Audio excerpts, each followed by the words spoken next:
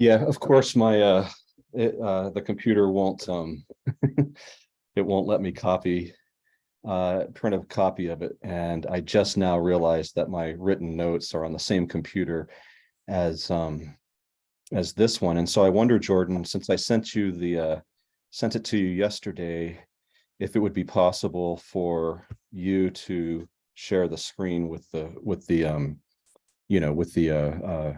PowerPoint. If you wanna email it to me real quick, Mike, I'll print it off and then I'll run it down to you.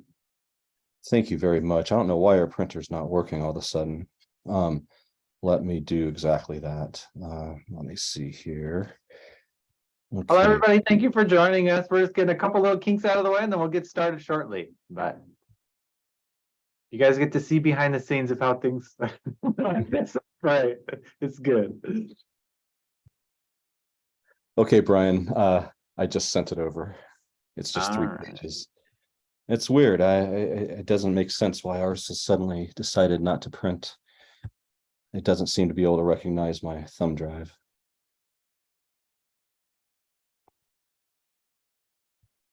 Should I try it again or should I just wait, do you think? I got it. So I will hit print and then I'll do the introduction and then I'll run it down to you while Thank you. Get started. I appreciate that. All right. Well, thank you everybody for joining us.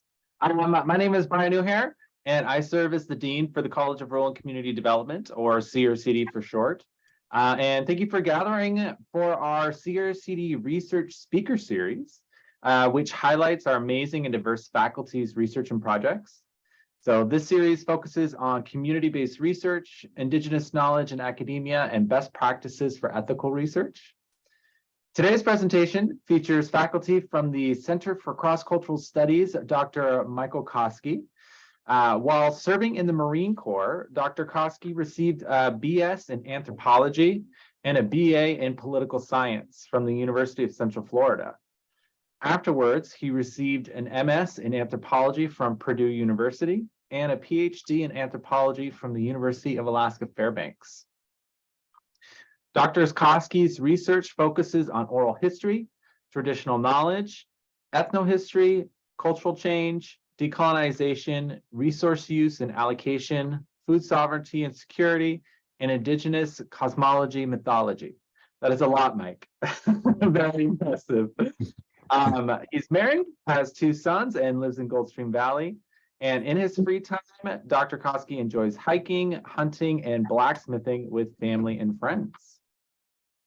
So please keep your videos and microphones off during the presentation to limit distractions and internet uses. After the presentation, please submit your questions via the chat function at the bottom of your screen. And this presentation is being recorded and will be published to the CRCD website following the event. So without further ado, it is my great pleasure to turn the floor over to Mike Koskey. Thank you, Brian, and thanks for that introduction. I'm going to start by sharing the screen here.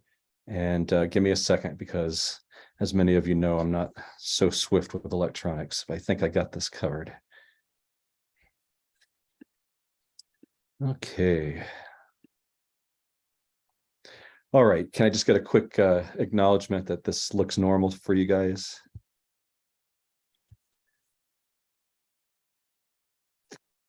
Brian, can you hear me? Just want to make sure this is working. Yep, looks good. We can see it. Okay, thank you. Yeah. All right. Well, great. Yeah, thank you. Thank you. Okay, cool. Well, thanks everybody, and thanks for joining today. I was asked, of course, by CRCD to be one of the speakers in this series, and of course, the ones that have come through last year were all really excellent and very helpful. And so today, let's see, I need to find a clock somewhere, or else I will just keep on talking. Let's see. Okay. And so today I decided to talk on community-based research and community initiated research, lessons learned, best practices. I decided to try to focus this then, therefore, I guess I should say on, well, to make it practical. I figure most of you who are watching, you know, I've been around for a while here. And so I know, you know what I'm working on and things like this. And so I thought, well, it's been a long, rocky, mistake-laden road to get to here, and so I figured that it might be valuable for me to kind of pass on what I've learned over the past 35 years or so of doing field research, and what might be valuable to kind of pass on. So really, it's a review of community-based and community-initiated research in general, with a focus on looking at the application to research and management of best practices and moving forward, primarily in the context of community-based research and co-production of knowledge. So first of all, then, I'd like to acknowledge that I work in the unceded ancestral lands of the Ch'eno Kutana, and this is the land that we sit on here, of course. As was said in the introduction, I've been here at UAF for some time. I've been working here since 2007. I began with Alaska Native Studies in 2007, moved to what was at the time Alaska Native and Rural Development in 2010. Of course, helped to merge that department with ANS, and that became Alaska Native Studies and Rural Development. And then 2014, I was asked to come over to the Center for Cross-Cultural Studies to work with especially the new Indigenous Studies PhD program. So I've been there since 2014. Also, because this is also a presentation on research ethics, I should point out that I joined the IRB in 2008. Walkie Charles asked me to join it because I was kind of skeptical of what it was and what its use and value was. He convinced me to join it, and I've been with the IRB ever since. So I came to understand it, what it was for, and came to really support what it attempts to do, which of course is to keep ethical research in place and to prevent unethical research, especially as concerns human beings. So just as a little bit of background, I've been doing field work since the mid 80s, everywhere from Belize to Saudi Arabia to the Midwest of the United States to Alaska to Siberia and a few other places as well. And over a 35-year period or more has given me some insight as to what works and what doesn't, and why, what's ethical and what's unethical, and why, and so forth. And so it really is a focus on best practices for moving forward with research. And so let's see here. Of course, that's going to happen. There we go. Okay. So there's a number of central questions that I've drawn from various research in the past that really kind of addresses what we're looking at here today, regarding what's effective and what's not effective in research, and ethical and unethical, and so forth. And of course, working with humans, with human populations, the issue of local knowledge is always present. Why? Because local knowledge is everywhere. And when we're talking to people about their lives and about their perspectives, we're basically talking to them about their local knowledge, their knowledge of place, their knowledge of their lives, and how this has been shared, oftentimes across generations, making it a tradition. And then again, often in Indigenous context. And that's why I have all three of these admittedly, I should say, inadequate terms of Indigenous knowledge, traditional knowledge, and local knowledge. And I'll put up some information about this, but I won't talk about it directly because I think that there's more important things that I can talk about in regard to this. And so we're looking then at what could be learned from local people regarding the issues of culture change, management of resources and research. And why these three? Well, because these three are all, of course, interlinked, and these three have significant or potentially significant impacts on local communities. And really, that's the focus of the research that we're doing, or at least the main concern of the research that I've been involved in over the years. Is the well-being of local communities as being the first concern, and then other concerns, including academic or administrative or whatever else, kind of radiating out from that in contextual ways. And so the second question then is concerning the consequences of non-local practices. And what we see, and what I've certainly seen in my own experiences, is how these non-local practices lead to assimilation, at least acculturation. What's the difference? Acculturation is voluntary acceptance of other people's traditions, whereas assimilation is forced or obliged. And oftentimes we don't see the clear difference between forced and obligated. There may not be so much a forcing of some of these conditions of assimilation anymore, but the obligation still remains, and is still very much a part of our non-post-colonial system, I should point out. It is still a colonial system. It was founded and predicated on colonial values, and those values are still integral to the system. And of course, that sounds something similar to what you've heard, of course, regarding racism in general within the structure of the United States system. But here I'm talking specifically about this issue of assimilation and practices that can lead to it through obligatory involvement, but without, I guess you could say, outright and overt oppression. And so the fourth one then takes a look at non-local management effects on culture, culture change due to outside authority, in other words. And of course, we're feeling that every day, every year here in Alaska, and of course, culminating with the fishing closures on the Yukon for the last few years, as an example. And then finally, I'm looking at community-based participatory research and co-production of knowledge as potential tools to mitigate the effects of outside research and resource management. And why these two? Because these are two areas that I've seen significant influence on local peoples by outsiders in ways that local people often don't have a way to control for, because, of course, of the imbalance of power within a colonial sort of situation. All right, let me check my time here. I don't want to go too long and leave some time for questions at the end.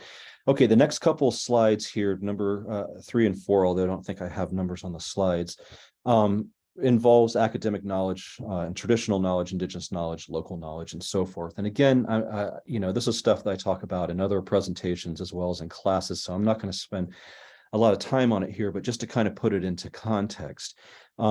First of all, indigenous knowledge is any knowledge that's produced by indigenous peoples. Traditional knowledge is any knowledge that's passed across generations, and local knowledge is knowledge of place.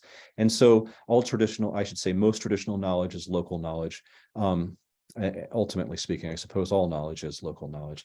And likewise, indigenous knowledge tends to be both traditional and local. And it's important that we recognize that this is often erroneously compared to academic knowledge, or what's sometimes called Western academia or Western knowledge, but it's truly a globalist system and set of traditions. And so academic knowledge, though, is universalist-oriented knowledge, predicated on the notion that in intercultural, cross-cultural, interdisciplinary ways, we can hopefully find answers to our questions that are widely accepted. But it's not rooted in place like traditional and local and indigenous knowledge are. And so it tends to be broad concerning specific places, whereas forms of local knowledge tend to be deep concerning local places. And so really each tradition of knowledge is rooted in place, and that means that it's really not comparable to academic knowledge in some sort of, this is that way, because academic knowledge is consistent over the entire world through the whole institution of academia. And not always, of course, but that's the principle and the goal. Whereas local knowledge, this is neither the principle or the goal. The principle and the goal is to have knowledge rooted in place that roots the population to the place in such a way that provides for survival and thriving in those conditions. And so it's practical and applied knowledge. And it has to be understood within its own appropriate cultural context. And that's also very important to remember and often overlooked. And so what does this mean? This means that it has to be used within its own worldview context. What we often see is that, and this is really one of the most important lessons that I've learned and I'll demonstrate this through a project here shortly, but one of the most important lessons that I've learned over the years regarding local knowledge in whatever form and whatever terms that we're using it. Folklore is the same thing essentially, right? But it's not the term that's used anymore. So anyways, people's knowledge of place. And really, this is one of the most important things that I learned through this process, is that it cannot be taken and cherry picked and then, quote, incorporated into academic knowledge. This makes it subservient. This makes it only able to serve pre-existing notions predicated on other worldviews than the worldviews that support that local knowledge. And so it's taken out of context. And if it's taken out of context, then it's probably being depicted inaccurately. It's probably being applied inaccurately. And so it has to be situated within an appropriate worldview. Now, indigenous cultures do the same in an academic context. So I asked the question here on the last bullet point, or whatever that symbol is. How can we profess knowledge in other knowledge traditions if we're not doing the same? If people who carry their knowledge and their experience from apart from the Western or the academic traditions have to learn what academia is and adopt themselves and their capacities to communicate across these cultural institutions, then we as scholars for sure should be doing it if we're asking our students to do it, or even more extreme, asking local communities to do it. And I think that this is centrally important to this process of best practices and what was learned. Now, most of these projects either are or were, let's just say, said to be community-based research. In a sense, they mostly were community-based research, but there's a big difference in how research can be done in communities. And the two that I found are the most valuable within community-based research. And community-based research is just any research done in a community, but it's not necessarily, especially historically speaking, done with a community. And this is where community-based participatory research and community-initiated research come in. And so community-based participatory research really just very, very generally is valuable because it provides the researchers access to local perspectives and local values and local orientations and local knowledge, most especially. Community-based participatory research, in my opinion, is the only kind of community-based research we should be doing, in the sense that it should be inclusive. We can call it whatever we want. There's also, of course, participatory action research, and there's other acronyms and funny words that are used to kind of designate this. But it's all about including the community in the research. And more than including the community in the research, which is important, especially as far as informing the research and informing the research process itself, is when communities are initiating that research. When they're saying, we have this interest, do you have the capacity to facilitate this research interest? And so it allows for an encouragement of research at the community level. And there are organizations that have been in place that are doing this, particularly one over in IARC that's been doing it for a number of years here at UAF. And of course, on smaller scales, many projects kind of put together advisory boards and so forth as a part of this.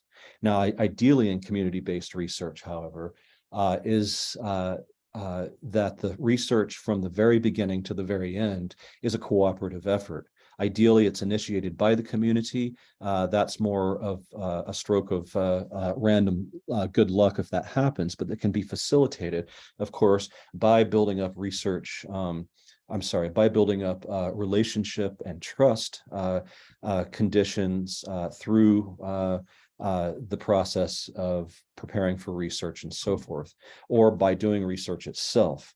And then a community might be able to say, well, okay, we know this person can accomplish this sort of thing. Let's see if that person is willing to help us to research this particular idea. And again, that's ideal. And so in community-based participatory research, then not only is the initiation of the research ideally initiated by the community, but so too how the research will be done. Methodologically, theoretically, if they're interested in participating, and the analysis of the data as well, and not only checking it for accuracy, but helping and contributing to how that data will be analyzed. Again, if local interest in that way exists. So moving on to a more interesting slide. Oh, I'm sorry. I didn't let's talk about this one yet, did I? Okay, so anyways, here's a few other points that I kind of made offhand or indirectly, but the other aspect of community-based research, especially participatory research, is it empowers the community. And that's, I think, important. How does it empower the community? It empowers the community to be able to better understand what the consequences of choosing to participate in this research with outsiders might be. Familiarity with research, familiarity with the consequences of research, and the conditions for funding research can all empower that community to better direct and better limit what research is happening within this context. Now, I wanted to also point out number 3 here, or whatever, the third bullet point, demonstrating IK's value in research promotes its academic credibility. And I put that in there to kind of to catch attention. Of course, it's already credible. Of course, it doesn't need a promotion of its credibility, especially at the local level. But what it does do is it helps other academics who aren't already open to and familiar with the value of forms of local knowledge and research to recognize that it is credible and to understand how it's credible, what its rigor is, and so forth. And this, of course, takes a capacity to translate these ideas, sometimes across languages, but always across cultures. And that's a part of it as well. Okay, now this slide, I just kind of put it together to make it look like something interesting to look at so that I could use a few examples of some of the field work that I've done to discuss this issue of, well, how not to do ethical research. And so please understand that the way things happen in the 80s and 90s, whoops, I'm sorry about that. How do I get that back? There we go. Is not in any way how I would do research today, nor does it justify how research was done back then. So back in the 1980s and 90s, I was still rather young and new to all this stuff. And in 1988, I participated in not quite a year, but about a 7-month excavation at the site of Caracol in Belize. And if you're looking at the map on the left, you can see where Belize is situated to the north of Honduras and Nicaragua, and El Salvador, to the east of Guatemala, to the south of Mexico, essentially. And in that bottom left corner, you can see some mountains, kind of the lighter color, that's the Maya Mountains, and Caracol is kind of in the southwestern edge of those mountains on the border of Guatemala. And then there's one of the observatories that we worked on there, underneath it, the ruins of it, of course. And this, of course, was the 1980s. So let me just say a few things about this. It's almost embarrassing to share, but I think it's important to do so. I was an undergrad. I got a leave of absence from the Marine Corps to go to Belize for these 7 months and to participate in this project. And on the one hand, it was a really amazing experience that would shape my life in many ways for the future. But it was also the first step in me recognizing that there was some problems in how the research was being done. This was archaeology. There was, I think there were 8 of us who were undergrads. I think there were 4 graduate students. There were 2 professors, and there were 80 local people who themselves were Maya, indigenous to the lands. And of course, this ruined city was probably the city of their ancestors. And most of them felt very strongly that that was the case. And one of the things that I was brought down there to do was to map architecture, basically. This was before digital cameras or any kind of thing like that. I mean, we still used, lenses and stadia rods for our equipment rather than electronic equipment. And every block and every thing on these buildings that you see, for instance, in the observatory picture there, we drew by hand at 1 millimeter scales. And it was something that I was particularly proficient at. And so I spent a lot of time staring at these buildings and these walls and so forth. And one of the things that I've most obviously realized is that I knew nothing about these things. I had no context, no contextual way to compare what this was, except for the histories that I had in my head for the most part. And those were inadequate. I spent countless hours in these observatories, ball courts, housing areas, even tombs, drawing and drawing and drawing. And for the most part, I would go to the professors and ask them for some contextual information about this. And I was told basically to stay on task, to focus on the task and to get the work done, that this was something that was not really, as an undergrad, something I needed to be all that concerned about. And so I turned towards the workers who were there with us. And I learned a great deal, not only about the architecture, not only about the context of it historically, ecologically, and so forth, but I learned most importantly to the changing of my life, from the people, about the people, from their perspective, their worldviews, their values, and what was going on in this excavation. And I should tell you, this excavation was run in a very hierarchical, very colonial way. The professors had enclosed huts. The students had palm frond huts with hammocks at 4 to a hut.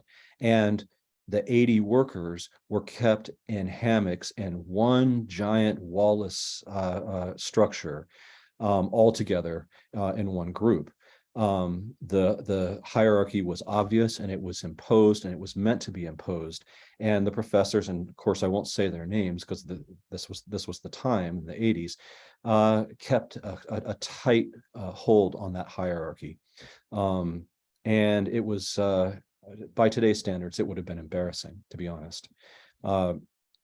Those within the country who had privilege could fly in on helicopters and look at the ruins, but the rest of us, it took it took a 2-day drive through the jungle, down logging roads, getting stuck and wrecked many times along the way to get to the site. Now, I've learned from one of our students in RD a few years ago that her and her new husband took a tour bus on a paved road to this site. So things can change very quickly. This course is transformed from an archaeological site to a tourist site in a sense. And that's maybe good, maybe not in some ways. But the point of it is that this was run entirely from the top down, funded by a very well-known US funder. And artifacts were taken out of the country to Florida and were basically kept there. Since then, of course, a lot of this has been returned under new conditions, but this is even before NAGPRA, the Native American Graves Protection and Repatriation Act of 1990.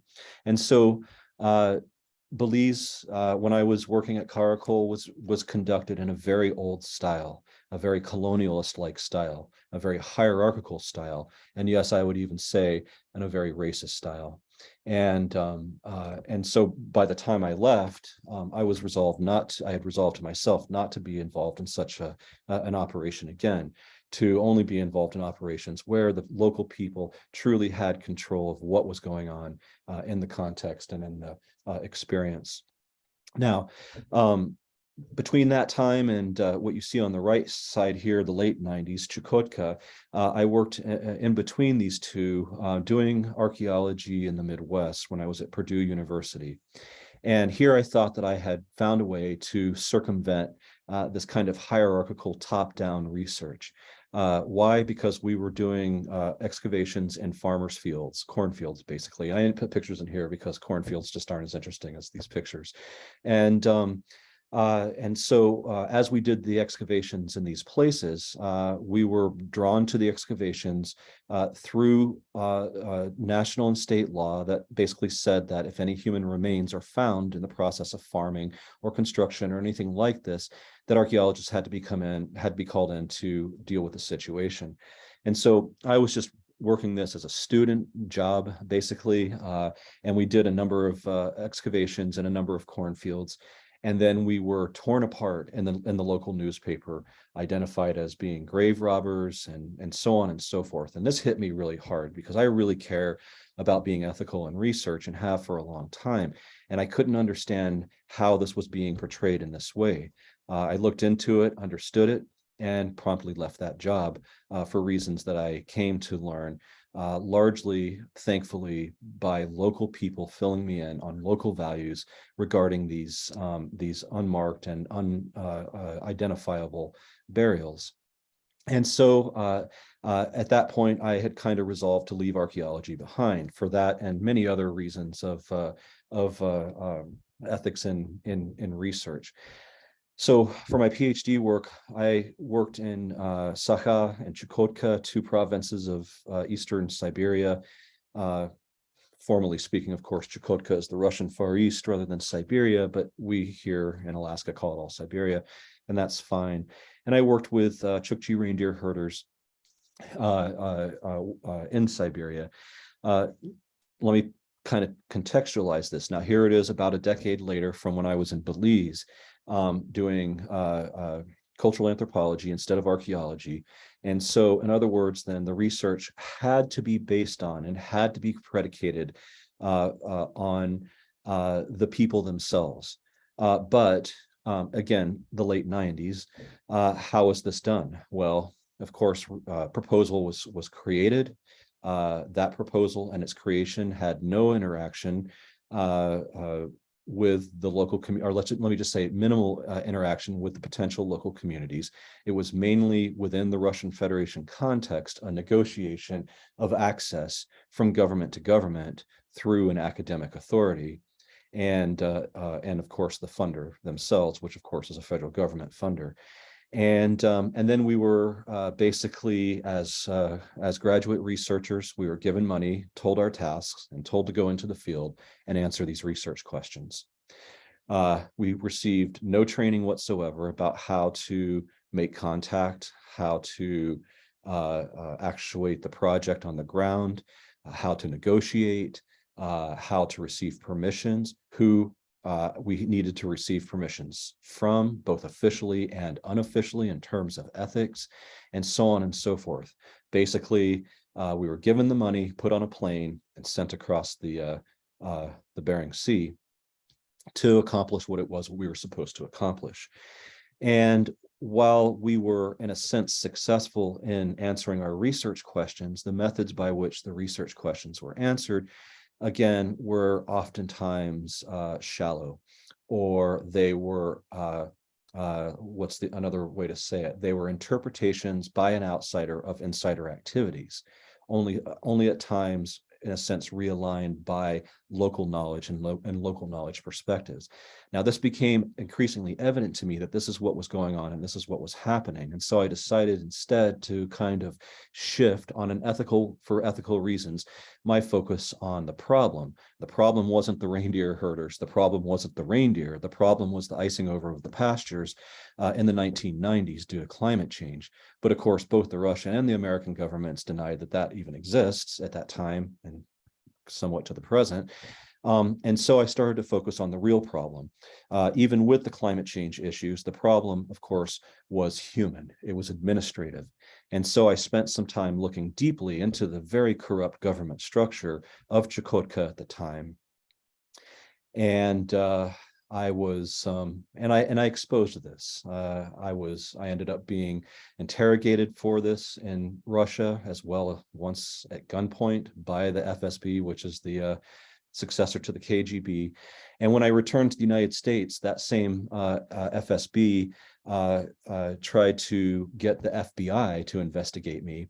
And why? Because I was talking about the corruption in the government of Chukotka in academic conferences here in Alaska and in the lower 48. So after getting through that and understanding that to do ethical research oftentimes might bring down the fist of authority on us, that just motivated me that much more. And I resolved to never, if at all possible, be involved in such situations again in research and maintaining ethical research. Okay, I'm just doing a time check here. So let me talk about another research project, because of course, in spite of that certainty, in spite of that awareness, I was sure that this couldn't happen again. And so I felt like I was prepared for it. So after graduating my PhD in the early 2000s, I was in 2003, I was asked to do a research project that you can see the name of here: Traditional Ecological Knowledge and Biological Sampling of Non-Salmon Fish in the Yukon Flats region, Alaska, in the early 2000s. This was funded by the Federal Subsistence Board through the Division of Subsistence of the Alaska Department of Fish and Game. And I jumped into it and made some very close friends during the process of this project in the Yukon Flats regions, who are still friends to this day.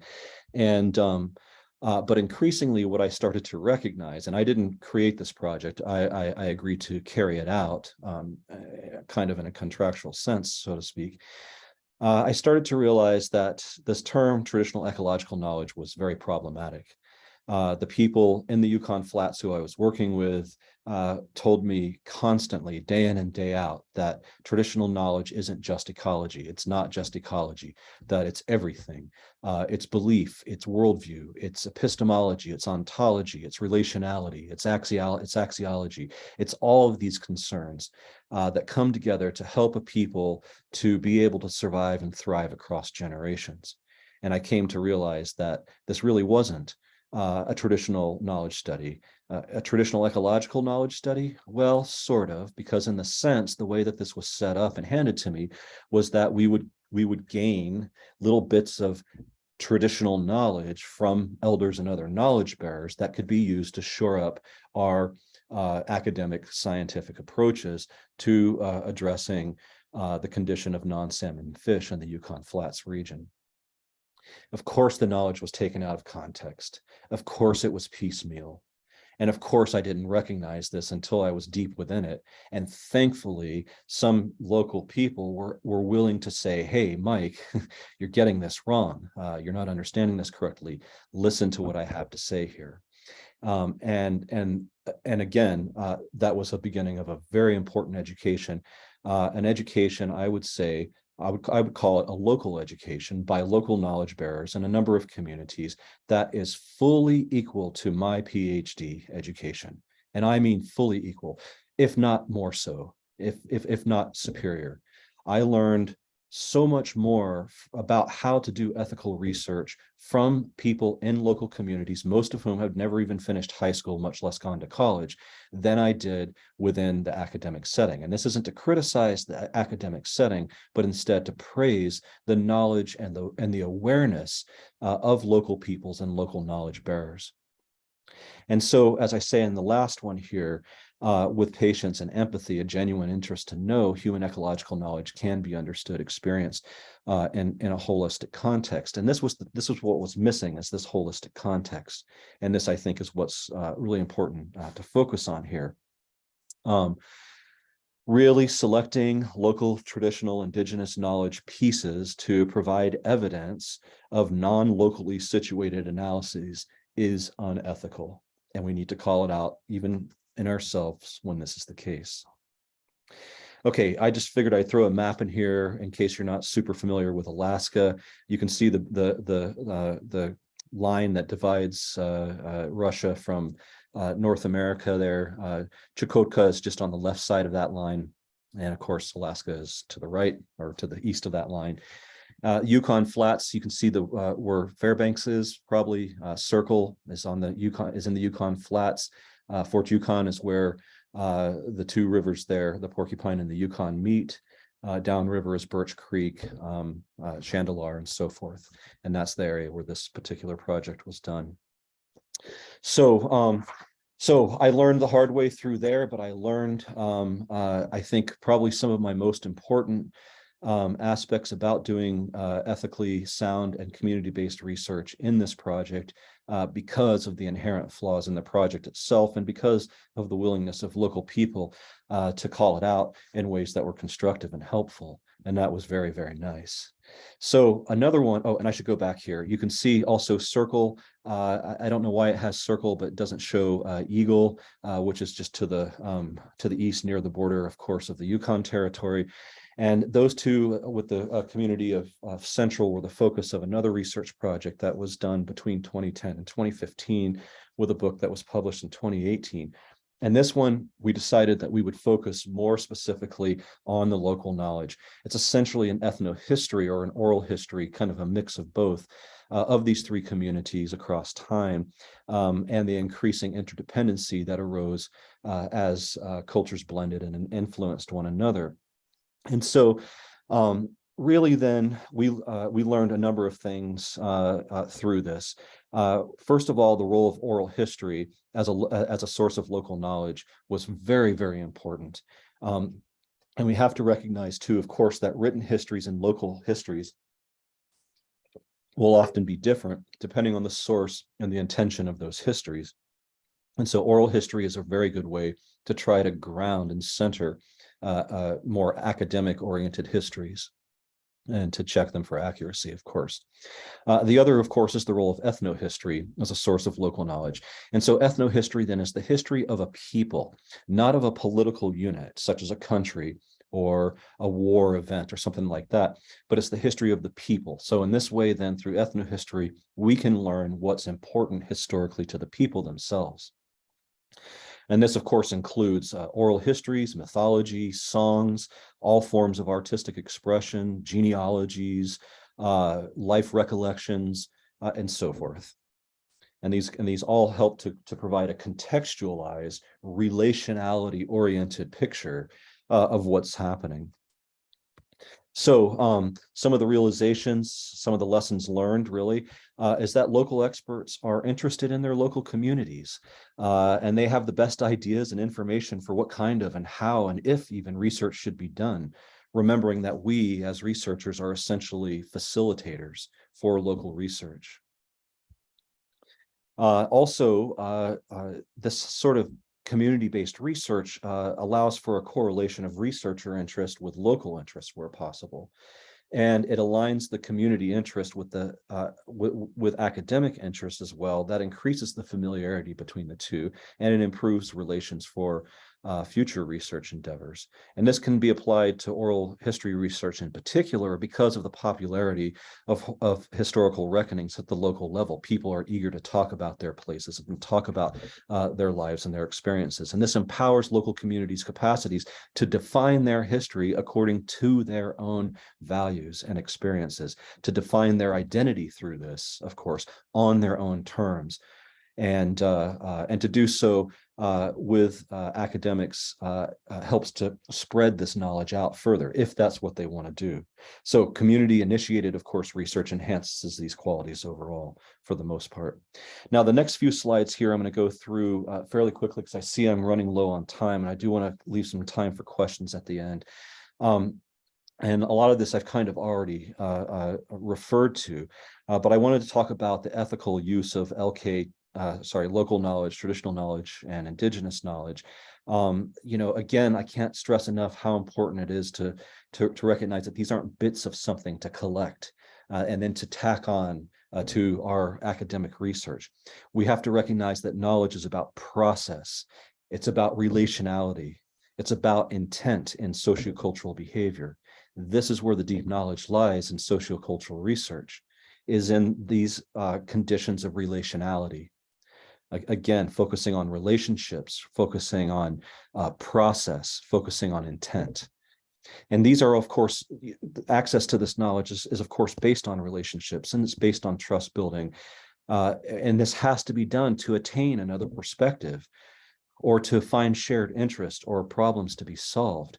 And it means that we really have to be willing to open our mind and take the time and learn from local people what their worldview is. Otherwise, we will take this knowledge out of context and it will be applied out of context and incorrectly.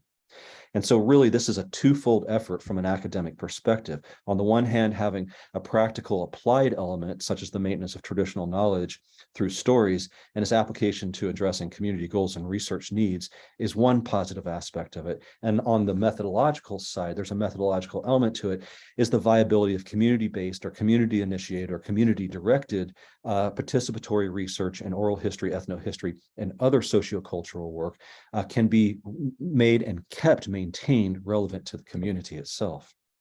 And we do this by applying local worldview perspectives and principles from community-based participatory research. And we can do this in practical ways. We can do this, in fact, I'm just going to jump into this next slide because most of what I've said here I've kind of already said. One area that's most obviously in need of this is wildlife management. That study that I referenced called the Birch Creek non-salmon study was intended to be a community-based project to inform wildlife management. It was meant to be used by managers. And that's a whole other story that I could do a whole other talk on. But suffice it to say that much of what I tried to put into that document, I worked with a few elders to make sure I got it right over many days, over about 15 to 20 pages. And the so-called editor of Fish and Game, which I do that because you'll see what I mean, ripped that all out. Did not want it in there, said it was not relevant to what managers needed to learn. And yet it was the most centrally relevant thing to what they needed to learn and remains so to this day. And what was it? It was an in-depth explanation of the value of local management and how it could be done cooperatively with authority-based management. And that's, of course, the problem with authority-based management. It's not concerned about the local conditions. It's concerned about that authority, practicing that authority, and maintaining it. It's based on an ideology rather than based on dependency on that land and the resources of that land, and having a deep relationship with it. And don't get me wrong, not all managers are this way, but I certainly experienced it multiple times. And so what we see then is that when we have this top-down management is an obligation to follow government regulations or other government directives. And this, of course, often effectively causes culture change. This is what I meant at the beginning of this presentation when I was discussing obligation as being a cause of culture change. So we also, of course, want to avoid cultural research, cultural assimilation and community-based research of any sort. Assimilationist policies lead to culture change and the loss of lifeways and that enable the maintenance of a cultural tradition. And assimilationist policies can be found in research, just as they can be found in bureaucracy. Oftentimes, maybe unintentional, but that doesn't justify them. And we should be able to review our research and proposals to see if it's causing unintended or even any other kind of cultural assimilation. Top-down research, top-down control, top-down regulation of local resources. These are all forms of suppression or oppression, particularly from the local perspective. And that includes research, and we have to keep that in mind. We have to keep that in mind. And of course, access to these resources is the source of power in these governmental systems. It's not for no reason that ANCSA gave subsurface rights to corporations instead of to tribes. That's a manipulation of power and an intentional one as well. And we have to be aware of what this can lead to. What can it lead to? A disregarding of local bodies of knowledge that have proven successful and adaptive over time.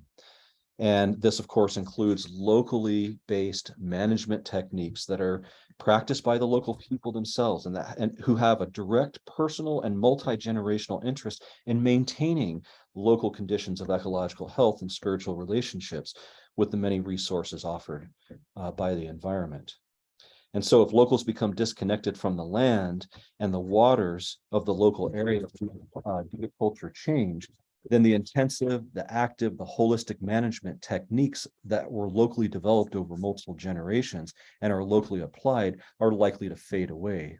If this happens, I can say, based on my experience of observation in this life, that massive culture change will accompany the collapse of local resources. I've seen it in multiple places in the world, and it will happen here too if these salmon closures continue for multiple years. Okay, so let me see. I think I'm on this right slide here.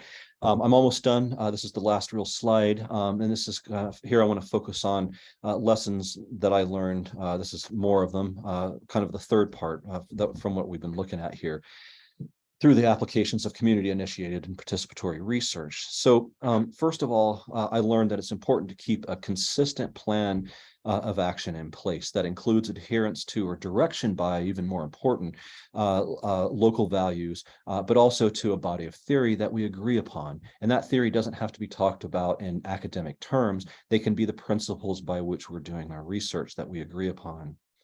Also, the logistics of organization and decision-making in these research efforts become more complex when they're community-based, and especially if they're also participatory, and both should be the case. And so we have to make room for and space for local people to suggest and to participate in implementing decision-making according to their skills, talents, and interests, of course.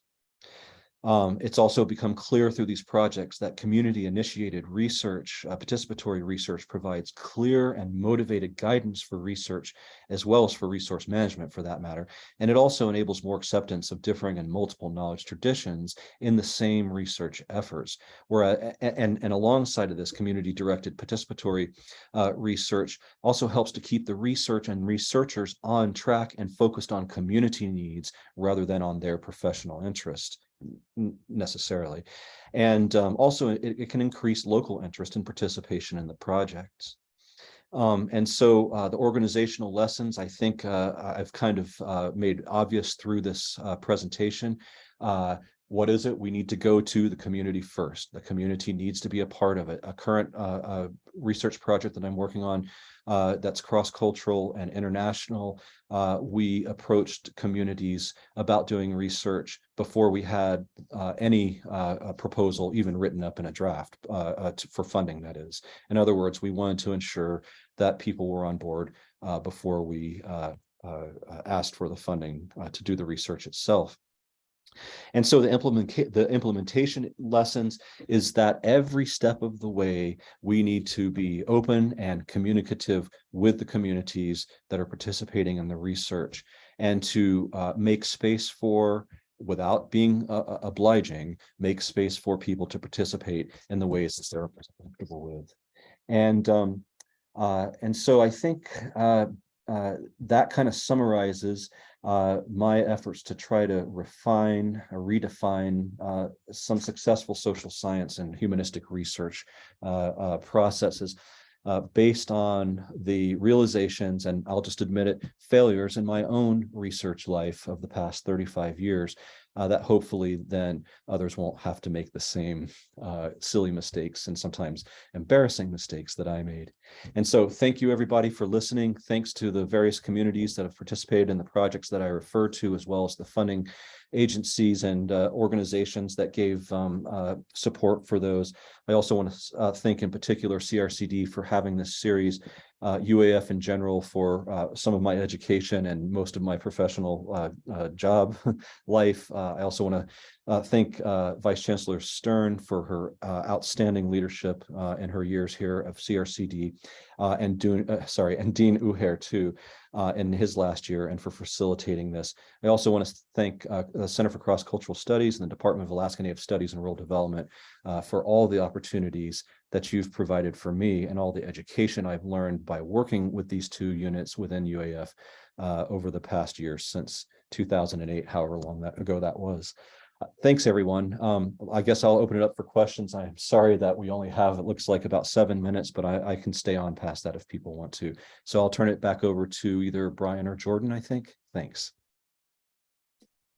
All right, thank you, Dr. Koskey. That was excellent. If you look down in your Q&A, you'll notice you have a question. Someone wrote a question down there for you. Okay, let me find that here. Yes, thank you. Okay, this is, do I say the name? I'm sorry, is that appropriate talking about ethics here. Okay, well, I'll just read it then. It says, it seems like with all this movement. Yeah, you can. It's public. Okay, thank you. Thank you. This is from Arlo Davis. And thanks for the question, Arlo. Arlo says, it seems like with all this movement toward co-production of knowledge, asking about IK, TK, LK, et cetera, we as a university must first explore and explicate what our paradigm is before we attempt to incorporate these local forms of knowledge in order we may better see where our university culture blind spots are. I fully agree with that. Or more realistically, as we move forward toward incorporating IK, CBR, et cetera, how can we concurrently better understand our own colonial culture and university culture in ways that don't alienate and other? And I think that's another really great question. I think the way to do that is to talk to people who are dealing with the consequences of colonialism to help to understand better what their perspectives are on these sort of things. We have to understand too how we can effectively bring in indigenous knowledge, community-based research, and so forth in a way that complements instead of usurps the research process in a way that's acceptable to local people. Let's see. There's some other questions in here as well. Bring in third-party facilitators to conduct in-house dialogues. That's one way, and I think that always the more perspectives, the better. And I think, again, though, that more valuable than any advice is the advice that comes from people who are living every day in those local communities, rather than other people from other professional organizations like ourselves. Now, that can be helpful too, but I think that the best, most direct knowledge about our conduct of research, about research topics for that matter, and of course about the ethics of research, have to come from people within the communities themselves. We have to adapt ourselves to that condition. Otherwise, we're perpetuating the Western mode, which is to force the environment to be what we want it to be. This is why we have these square buildings and things like this that are all above ground and that sort of thing. Instead, we need to adapt ourselves to the local condition in the same way that indigenous peoples adapt themselves to the local environment and the changes that those environments go through in their time. I'm sorry, I lost the text of the question, so I didn't see the last part of that, but I definitely can take other questions. Thanks. I hope that answered your question.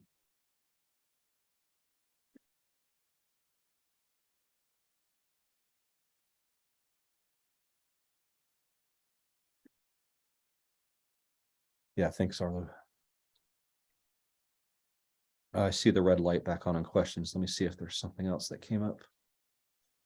Let's see. I think it's the same one. Yeah, it is. Okay.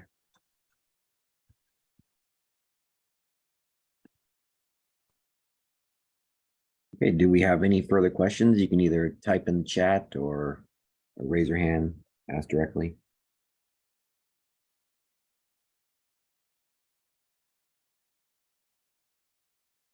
Well, as we're waiting to see if someone does come on, I just want to say thanks to you all. I appreciate you listening.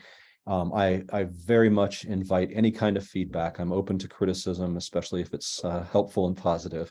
But I'm also open to negative criticism if it helps me to understand what's right and what's wrong in this process. And again, thank you all. I see many of you who are on are people who I've worked with in the past. And thanks for that. I really appreciate the support. I also want to, I think. You've got a question. Oh, good. Okay, then I'll stop doing thanks here. Let's see. Now I got to figure out how to get back to it. There it is. Okay. Oh, I see. There it is.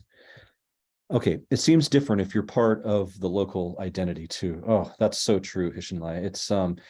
It's inherently different, and it requires a whole different kind of set of ethical expectations, right? Because if your family members are there, your aunties, your children, your parents potentially, it is completely different. And I think that this is why it's important to have diversity in the research team, locals, non-locals. One in our current research that we found is very, very important is how important it is to have both male and female researchers, because of course in many societies the social life of males and females is often very separate, and as a male or as a female we may not be able to access the other. Let me see one second, Amy. I've got, that was just a thank you. Okay, thanks. Yeah, good point, Hishinlai. That's a very good point. And Amy, please go ahead. Yeah, I want to thank you for your service of your many years at UAF IRB. I did have a question on what kind of advice would you give young researchers or students who are at first attempting to, think of a project that they would like to be able to focus on? Thanks. Thank you, Amy. Yeah, if it happens anywhere, it's that where people live, then the first step is always talking to those people in that community, or in that camp, or in that city, or that neighborhood, or in that organization, or whatever else it might be. That always has to be the first step, because otherwise we're perpetuating research on people and on communities instead of with people and with communities. Already academia suffers from, this ivory tower syndrome that, we have a lot of things going on, but how much is practical and relevant to the everyday life of the everyday world? Well, that should really be what we're doing, because we need to transform academia from an elitist organization to an institution that serves the people first, from the people, for the people.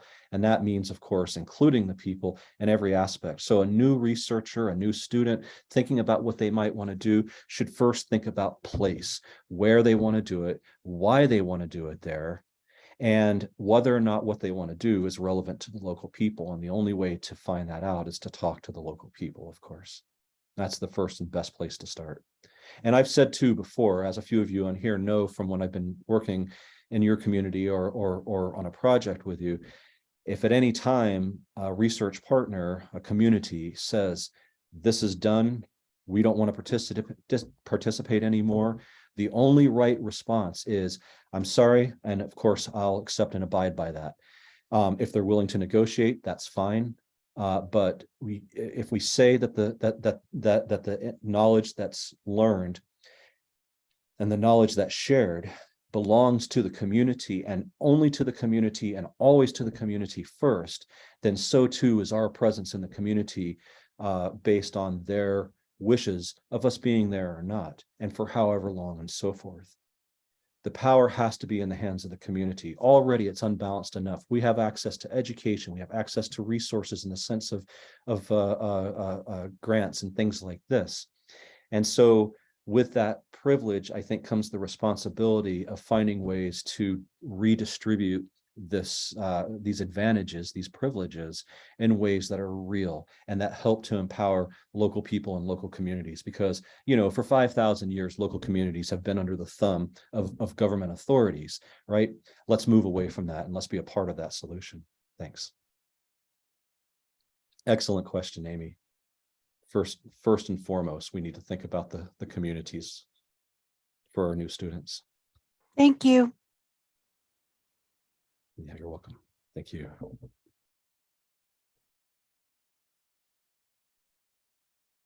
All right. Well, thank you all. That is our time. Don't forget to check back in on March 8th for our next speaker series. Thank you again, Dr. Koskey. Thank you all very much. I very much appreciate it. And by the way, I am open again for questions or constructive criticism. And most of you on the list here, I think, have my email. If not, you've got my name. It's M as in Mike, S as in Stephen, and then Koskey at alaska.edu. Thanks, everybody. And thanks, Jordan, for facilitating this. I know it wasn't easy. Of course, no problem. Thank you.